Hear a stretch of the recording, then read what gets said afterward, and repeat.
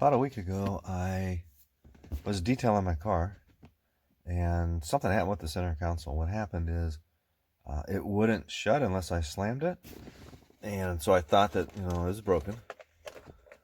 Took the center console out, which I made another thread on actually putting felt in to get rid of creaking and noise in the G37. I did it in G37.com, myG37.com.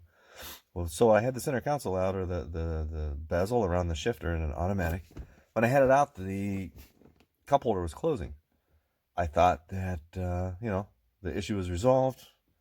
Must not have been what I thought it was. Put it all back together and then found out that it wouldn't close again. So about a week later, taking it apart, what I found is the center console does work properly.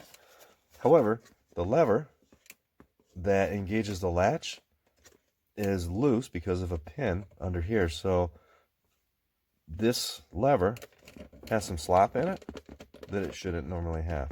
You'll see when I open and close this, see how it's see the gap, or see the way the lever is moving?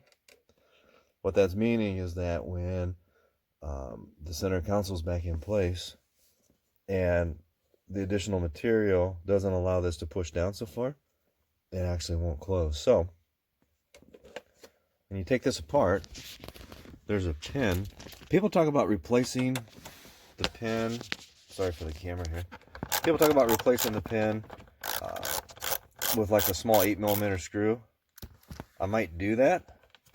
When I pull this off, there appears to be just an insert.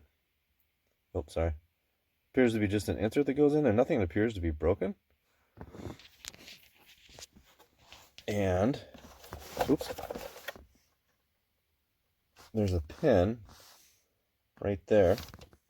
I'm going to dig into it. It appears to be metal that looks like it's pushed back into the mechanism, and I need to push it out. So that's what we're going to try.